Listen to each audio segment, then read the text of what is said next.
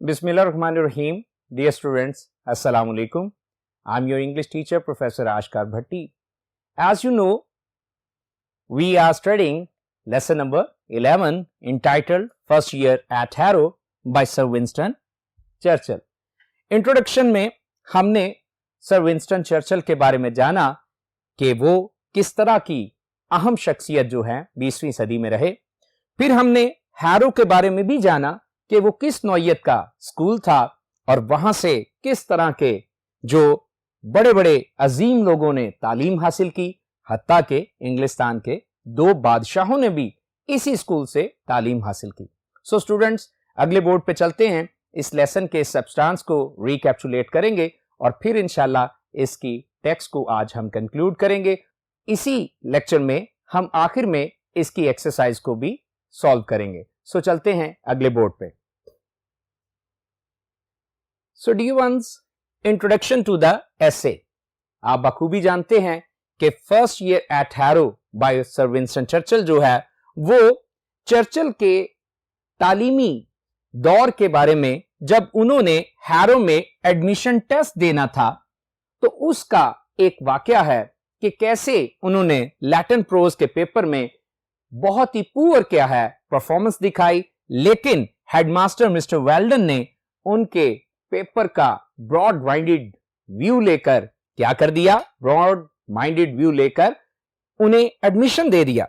और फिर mister Somervell जैसे इंग्लिश के उन्हें टीचर मिले और उन्होंने इस तरह से मिस्टर सोमरवेल ने चर्चिल को इंग्लिश पढ़ाई कि फिर वो बाद में उनके लिए हाईली वैल्यूएबल साबित हुई।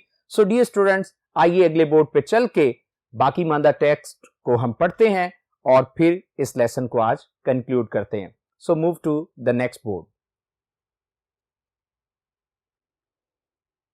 Okay students, now please take out your text book. We are going to start right from the text where we have ended. So आइए देखते हैं। In consequence of his decision, उनके फैसले के नतीजे में, कॉन्सिक्वेंस का मतलब आउटकम, रिजल्ट, और डिसीजन फैसला। I was in due course placed in the third or lowest division of the fourth or bottom. जुमला बड़ा ही इंटरेस्टिंग है, गौर कीजिए। चर्चिल जो है वो डिसाइड नहीं कर पा रहे कि इम्तहान के बाद जब उन्हें दाखिला मिल गया तो किस तरह की क्लास में, किस तरह की निचले दर्जे की क्लास में उनको रखा गया। सो आइए देखते हैं कि वो क्या कह रहे हैं। कहते हैं कि इस फैसले के नतीजे में मुझे तीसरी यानी सबसे निचली जमात में क्या मिला, दाखिला मिला। सो तवज्जो फिर दे दीजिए, क्या कह रहे हैं। It was in due course placed in the third or lowest division of the fourth or bottom. किस तरह से मुख्तलिफ अल्फाज का इस्तेमाल करके वो अपनी जो है पुअर एकेडमिक परफॉर्मेंस को और पुअर क्या है कंडीशन एट स्कूल को वो एग्जिबिट कर रहे हैं। सो आगे चलते हैं, क्या फरमाते हैं। The names of the new boys were printed in the school list in alphabetical order. अब जो नए तालिब इल्म थे स्कूल में, स्कूल की फहरिस्त में उनका नाम जो था हरूफ तहज्जी की तरतीब से छपा हुआ था या लिखा हुआ था। And as my correct name Spencer Churchill begin with an S. Grammatic जो एलिमेंट है उसको भी देखें, एन एस। अब यहां पे एन एस तो वो क्यों है, क्योंकि साउंड जो है एस को प्रोनाउंस करते हुए वो वॉवल साउंड है, दैट्स वाई एन एस। चलिए लाइन को पढ़ते हैं। And as my correct name Spencer Churchill begin with an S, I gained no more advantage from the alphabet than from the wider sphere of letters. और जैसा कि मेरा दुरुस्त नाम, सही नाम स्पेंसर चर्चिल हरूफ में से एस हुर्फ से शुरू होता था, इसलिए मुझे हरूफ तहज्जी की तरतीब से भी कोई फायदा ना पहुंचा। आगे बढ़ते हैं, क्या लिखा है। I was in fact only 2 from the bottom of the whole school, bottom base. और मुझे क्या है रखा गया, दाखला दिया गया, फहरिस्त में मेरा नाम लिखा गया, कहां से, सारे स्कूल की नामों की फहरिस्त में से मुझे सबसे निचले नामों में से सिर्फ 2 नाम ऊपर क्या है, मेरा नाम लिखा गया। बात समझ आ रही है? क्या लिखा है? दरअसल पूरे स्कूल में आखिरी 2 नामों में से मेरा नाम थोड़ा ऊपर था। And these two I regret to say disappeared almost immediately through illness or some other cause। और अफसोस के साथ मुझे कहना पड़ता है कि ये जो 2 अशखास थे, ये जो 2 तालिब इल्म थे, ये भी गायब हो गए, ये भी चले गए फौरन ही किसी बीमारी की वजह से या किसी और वजह से। अब यहां पे वजह चर्चिल को नहीं पता, लेकिन ये पता है कि जिन 2 नामों का जिक्र वो कर रहा है कि वो मेरे बाद थे, वो भी डिसअपीयर्ड हो गए। डिसअपीयर्ड, गॉन अवे या vanished. So I continued in this unpretentious situation for nearly a year. और मैंने इस मामूली सी सूरत हाल में तकरीबन 1 साल तक पढ़ना जारी रखा। अनप्रिटेंशियस इंपॉर्टेंट वर्ड है, इसका मतलब modest, humble. However, by being so long in the lowest form का मतलब क्लास, ताहम बहुत देर तक इस निचले दर्जे की क्लास में रहने की वजह से I gained an immense advantage over the clever boys। मैंने बहुत ज्यादा फायदा उठाया, ज़हीन फतीन लड़कों की निस्बत ज्यादा फायदा उठाया। Gained का मतलब got, obtained, immense का मतलब ample, extensive, large, advantage का मतलब profit, फायदे वाला profit। सो आगे बढ़ते हैं। और क्लेवर बॉयज भी लिखना चाहते हैं तो more intelligent boys. They all went on to learn Latin and Greek and splendid things like that. वो सभी के सभी लातीनी, यूनानी और इस तरह की शानदार चीजें सीखने के लिए चले गए। But I was taught English, लेकिन मुझे तो अंग्रेजी पढ़ाई गई। We were considered such dunces. हमें ऐसे बुद्धू, ऐसे बेवकूफ समझा गया। Dunces, duffers, fool, stupid. So considered, thought. हमें ऐसे बुद्धू समझा गया that we could learn only English, कि हम महज अंग्रेजी ही सीख सकते थे।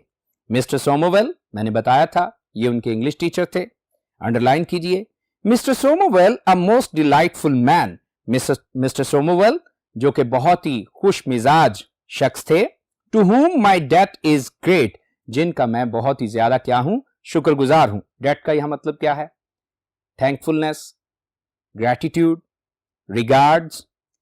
Was charge with the duty of teaching the stupidest boys, जिनको यह फरीजा सौंपा गया कि वो पढ़ाएंगे इन अहमक तरीन, बेवकूफ तरीन लड़कों को द मोस्ट डिसरिगार्डेड थिंग, सबसे ज्यादा तजलील अमेज चीज को, अदना तरीन चीज को, नेमली टू राइट मेयर इंग्लिश, जिसका नाम महज अंग्रेजी लिखना है। बात समझ रहे हैं?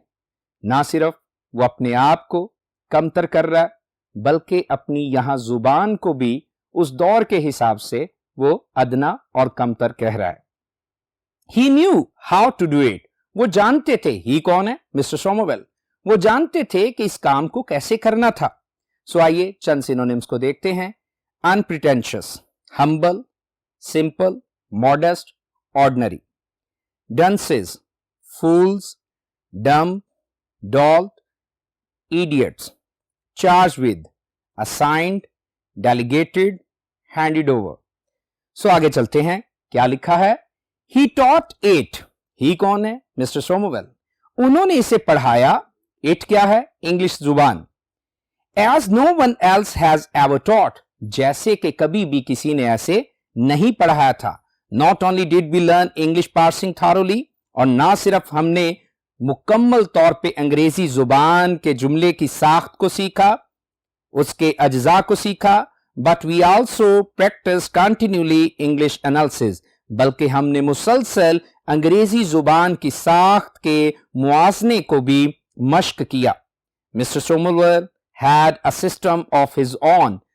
मिस्टर सोमरवेल का पढ़ाने का एक अपना ही क्या था? तरीका था, अपना ही निजाम था। He took a fairly long sentence, वो काफी एक लंबा सा बड़ा सा जुमला ले लेते, and broke it up into its components by means of black, red, blue and green inks. और वो क्या करते, इसे मुख्तलिफ अज्जा में, टुकड़ों में बांट देते मुख्तलिफ तरह की स्याहियों के जरिए, यानी काले रंग की स्याही, सुर्ख, नीली और सब्ज स्याही से, जिसमें क्या वो समझाते, subject, verb, object, relative clauses, conditional clauses, conjunctive and disjunctive clauses, और वो मुख्तलिफ तरह के ग्रामेटिक एलिमेंट्स को, जो कि क्या हैं, subject, verb, object, relative clauses, conditional clauses, conjunctive, disjunctive clauses etcetera, ये सब कुछ वो समझाते थे। Each had its colour and its bracket, हर एक चीज की, हर एक जुज्व की अपना क्या होता, रंग होता और अपनी ही ब्रैकेट होती थी। It was a kind of drill, ये एक तरह की मश्क थी। We did it almost daily, और हम इसे तकरीबन रोजाना ही करते थे। अब ये बार बार का करना क्या है, रोजाना करना ही चर्चिल को क्या देता गया, बेनिफिट देता गया। सो आइए चंद इंपॉर्टेंट इन सिनोनिम्स देखते हैं। Parsing, analysis, breakdown, evaluation, review, drill, exercise, routine. So आइए लास्ट पैराग्राफ पढ़ते हैं। As remained in the third 3 times as long as anyone else, चूंकि मैं तीसरे दर्जे की इस क्लास में कितनी बार रहा, अरे 3 बार रहा, मुकाबलतन जितनी के देर कोई रह सकता था। दोबारा कर लेते हैं कि as remained in the third 3 times as long as anyone else, चूंकि मैं तीसरे दर्जे में दूसरे लड़कों के मुकाबले में 3 गुना ज्यादा मुद्दत तक रहा, I had 3 times as much of it, इसलिए मैंने क्या किया, इसे 3 गुना ज्यादा क्या किया, मश्क किया, ज्यादा इसे सीखा।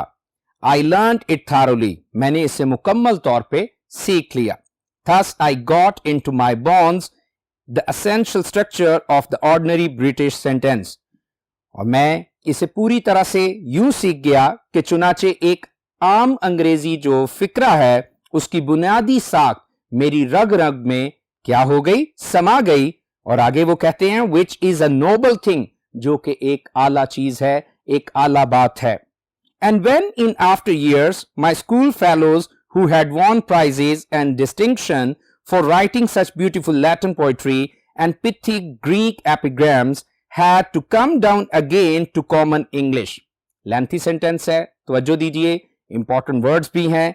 सो कहते हैं और फिर क्या हुआ, साल हर साल के बाद वो मेरे जो स्कूल फेलोज थे, जिन्होंने इनामात जीते और नुमाया इम्तियाजात जीते, किस लिए, लातीनी की शायरी लिखने के लिए और मुख्तसर यूनानी मुहावरे लिखने के लिए, उन्हें दोबारा वापस इसी आम अंग्रेजी की तरफ आना पड़ा। एपिग्राम्स क्या है, मुहावरे, जबरुल मिसल, और पिथी क्या है, मुख्तसर। टू अर्न देयर लिविंग, अपनी रोजी रोटी कमाने के लिए, और मेक देयर वे, और अपना गुजारा करने के लिए। I did not feel my self at any disadvantage, मैं अपने आप को किसी घाटे में महसूस नहीं करता।